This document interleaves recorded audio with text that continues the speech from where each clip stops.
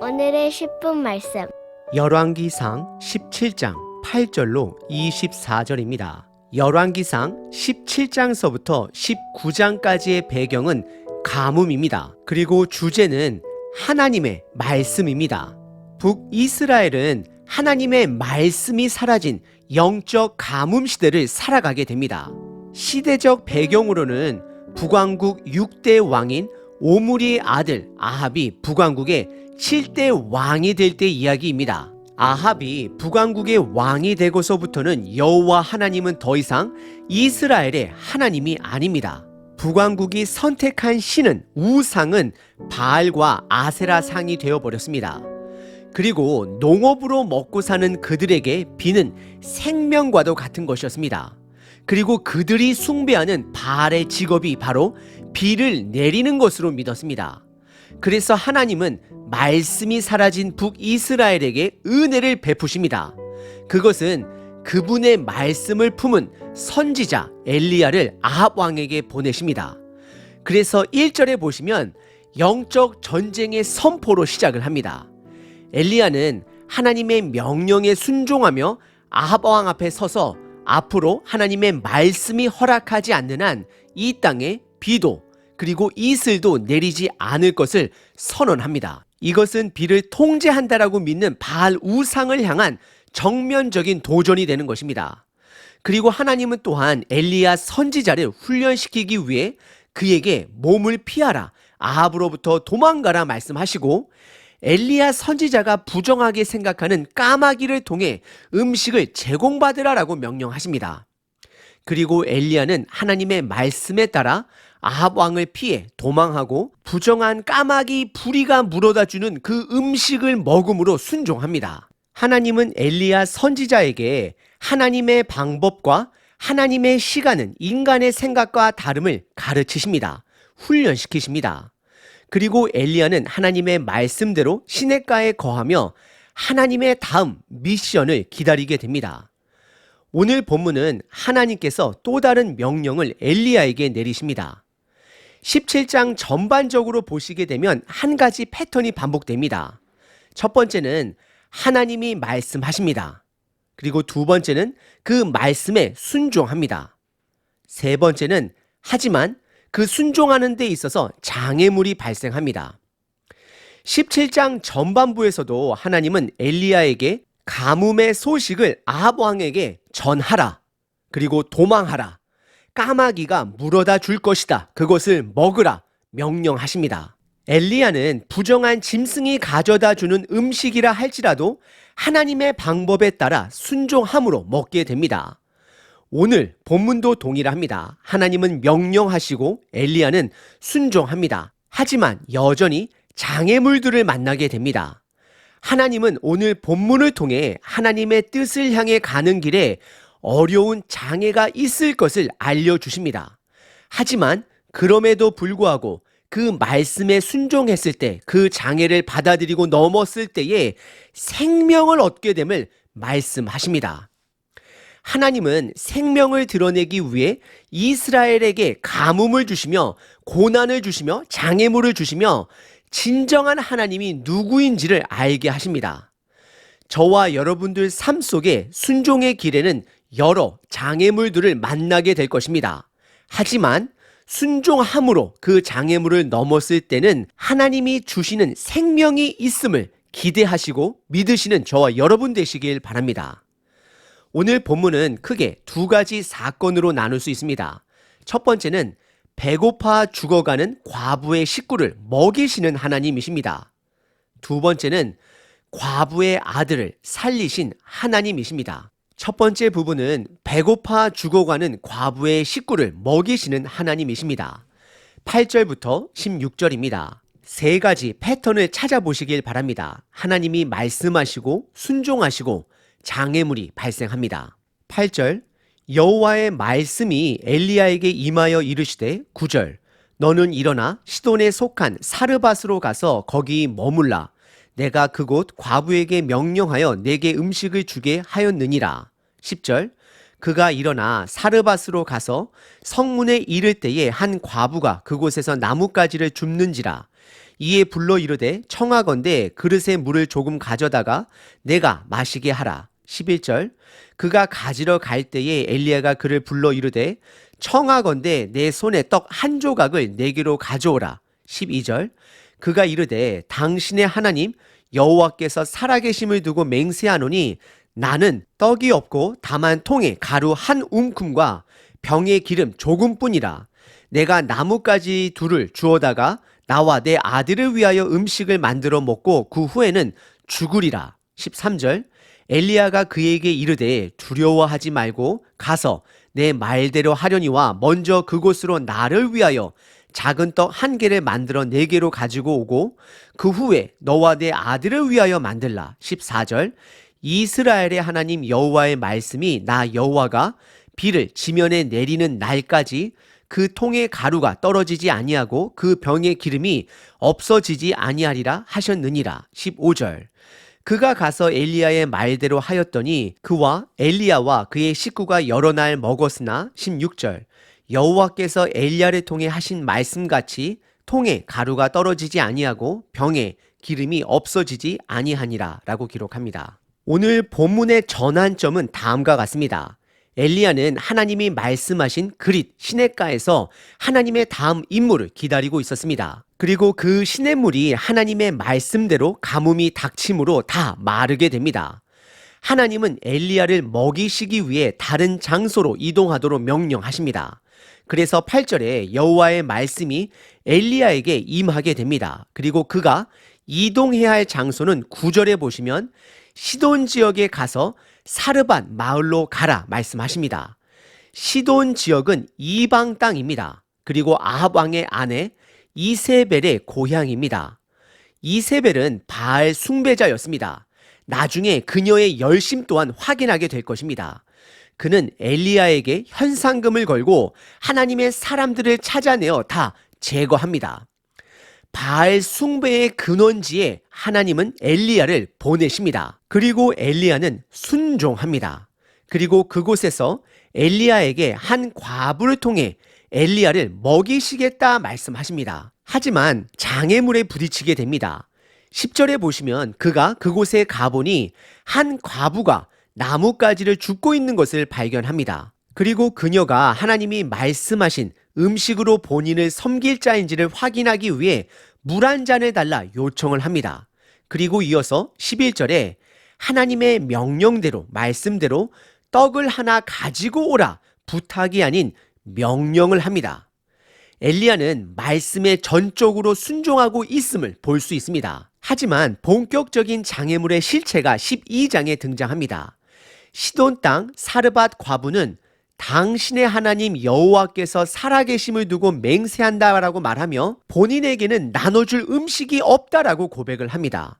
외국 땅 시돈 땅에 사는 과부의 입장에서는 엘리야는 외국인이었습니다. 그의 외모도 말투가 다 이스라엘 사람인 것을 그녀는 알았습니다. 그래서 그녀는 표현하기를 당신의 하나님 여호와의 이름을 두고 맹세한다라고 말하는 것입니다. 그리고 그녀는 본인이 찢어지게 가난한 자임을 밝힙니다. 지금 그녀에게 있는 것은 한 줌의 곡물과 기름병에 조금 남은 기름이 전부인 것을 고백하며 이 남은 것은 그녀와 그녀의 아들의 마지막 식사가 됨을 고백합니다. 그녀는 마지막 남은 음식을 먹고 어린 아들과 함께 죽음을 받아들이려 했습니다. 이런 고백 앞에 누가 음식을 달라라고 말할 수 있겠습니까? 하지만 엘리야는 이런 장애를 이겨내고 13절에 두려워하지 말라 먼저 그녀를 위로합니다. 그리고 가서 남은 것으로 나를 위해 음식을 먼저 만들어 가지고 오라 부탁이 아닌 명령을 합니다. 엘리야는 하나님의 말씀에 순종합니다. 그리고 그 후에 너와 내 아들을 위해 음식을 만들어 먹으라 명령합니다. 그리고 14절에 엘리야는 하나님의 말씀을 그녀에게 전하게 되는데 그것은 그녀가 이 말씀에 순종하면 이 땅에 비가 오는 날까지 그 통의 곡물에 가루와 기름이 없어지지 않을 것을 약속해 주십니다. 여기서 놀라운 것은 그녀가 15절에 엘리야의 말에 순종한 것입니다. 하나님의 언약을 취한 것입니다. 어찌 보면 그녀는 남은 곡물을 먹어도 어차피 음식이 없으므로 죽을 것이고 엘리야에게 남은 음식을 주어도 죽을 것을 알고 있었습니다. 하지만 그녀가 엘리야가 전한 하나님의 말씀을 선택합니다. 나의 나머지 음식, 즉 나의 생명이 되는 그 음식을 여호와 하나님께 드리며 생명과 같은 일용할 양식을 공급해 주실 것을 믿고 신뢰합니다. 그렇습니다.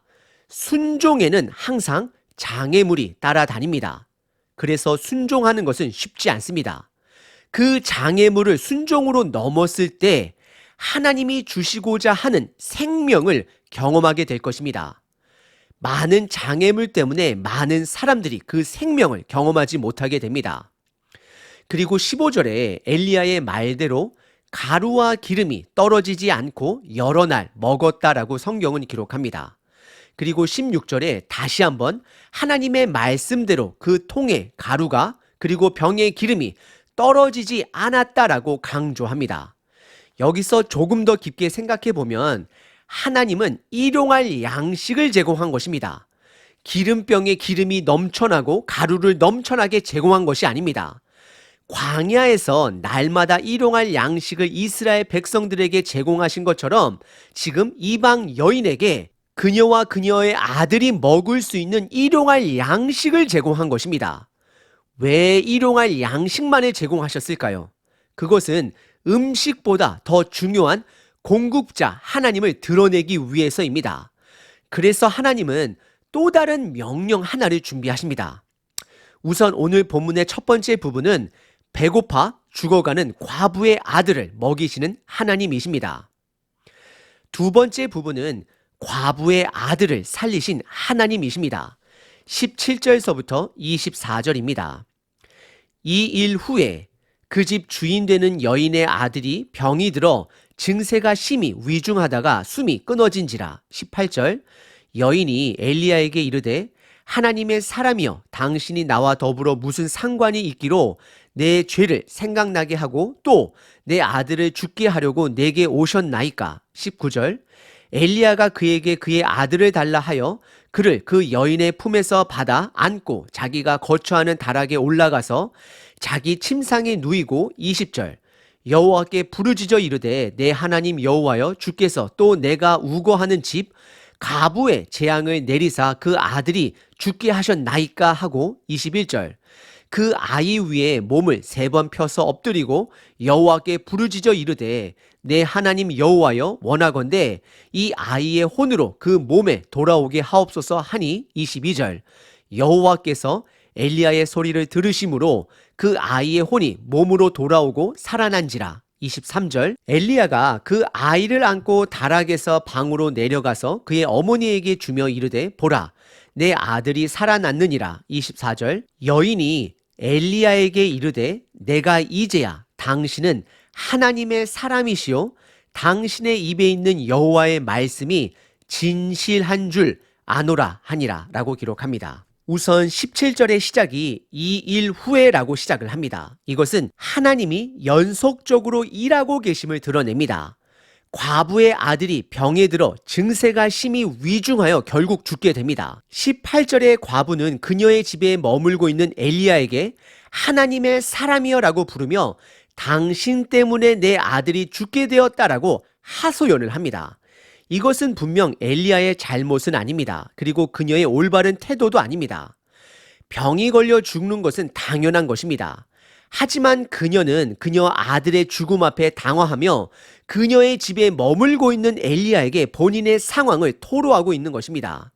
여기서 중요한 것은 그 여인이 과부가 바알 신이 아닌 엘리야를 찾아갔다라는 것입니다.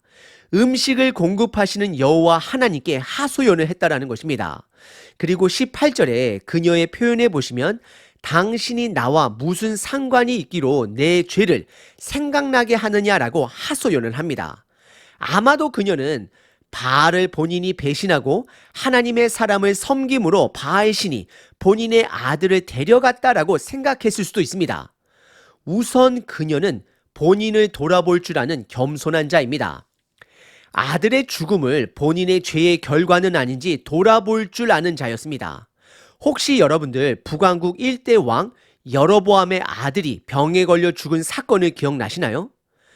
여로보암 왕은 본인의 아들이 죽어도 본인의 죄를 보지 못하는 자였습니다. 비록 과부의 아들이 그녀의 죄로 죽은 것은 절대 아니지만 그녀는 스스로를 돌아볼 줄 아는 겸손한 자였습니다. 그리고 과부의 아들이 죽은 소식을 들은 엘리야 선지자는 많이 당황했을 것입니다. 그래서 엘리야 또한 하나님께 이 고난, 장애물을 가지고 하나님을 찾습니다. 우선 19절에 보시면 엘리야는 그 죽은 아들을 본인에게 달라 말합니다. 그리고 그녀는 본인 품에 죽어 안겨있는 그 아들을 엘리야에게 전달해 줍니다. 그리고 엘리야는 본인이 머물고 있는 다락방에 올라가 자기 침상에 그 죽은 아이를 눕힙니다. 그리고 20절에 부르짖으며 하나님께 하소연합니다. 여인이 과부가 엘리야에게 하소연한 것처럼 엘리야 또한 하나님께 하소연하기 시작합니다. 그는 하나님께 왜 나를 이곳에 오게 하시고 과부와 그녀의 아들에게 음식을 공급하게 하시고 이제 와서 그 과부의 아들을 데리고 가시면 나는 어떻게 하느냐라고 하소연을 합니다. 분명 잘못된 태도입니다. 하지만 방향은 올바른 방향입니다. 하나님을 향해 매달리고 있습니다. 그리고 21절에 엘리야는 본인이 아이 대신 죽고 아이가 살아나기를 바라는 마음으로 죽은 그 아기를 위해 3번을 펴서 엎드려 봅니다. 이것은 엘리야가 죽은 아기를 살리기 위한 그의 최선을 다한 행동이었을 것입니다. 그리고 그는 여호와 하나님께 간구합니다. 간청합니다. 부르짖습니다. 이 아이의 혼으로 그의 몸에 돌아오게 해달라 간청을 합니다. 이제는 태도 또한 올바른 태도를 갖추게 됩니다. 그리고 22절에 여호와께서 엘리야의 기도를 들으시고 그 아이가 생명을 되찾게 하십니다. 23절에 엘리야는 살아난 그 어린 아들을 안고 다락방에서 내려와 과부에게 전달해 줍니다. 엘리야는 죽은 아이를 안고 다락방으로 올라갔었습니다. 하나님을 찾았습니다. 그리고 그는 하나님의 은혜로 살아있는 아이를 안고 다락방에서 내려옵니다. 저와 여러분들의 장애물을 안고 올라가야 합니다. 하나님께 기도로 올려드려야 합니다. 그러면 살아있는 생명으로 기도를 받고 내려올 수 있음을 기억하시길 바랍니다. 그리고 마지막 24절에 17장에 가장 중요한 고백이 터져 나옵니다. 그것은 이방인 과부의 입술로 내가 이제야 당신은 하나님의 사람이요 당신의 입에 있는 여호와의 말씀이 진실한 줄 아노라라고 고백을 합니다. 이방 여인의 입술에서 하나님이 참신 되심을, 참 하나님 되심을 고백하게 하십니다. 오늘 본문의 2번째 부분은 과부의 아들을 살리신 하나님이십니다. 오늘 본문 하나님은 과부와 과부의 아들을 먹이시고 죽은 그 아들을 살려주심으로 생명이 누구에게 있는지 드러내셨습니다. 다르게 표현하자면 하나님은 그들의 가난을 해결해 주시고 더 나아가 죽음까지 해결해 주십니다. 이것이 핵심입니다. 하나님은 이 땅 과부에게 그리고 엘리야에게 가르침을 주고 있는 것입니다. 그들이 바라봐야 하는 것은 썩을 가루와 기름이 아니라 생명을 주시는 하나님을 바라봐야 합니다. 예수님은 이 엘리야와 과부의 이야기를 실질적으로 사용하십니다. 누가복음 4장에 예수님은 본인이 성장한 고향 나사렛에 방문하여 좋은 소식, 복음을 전합니다.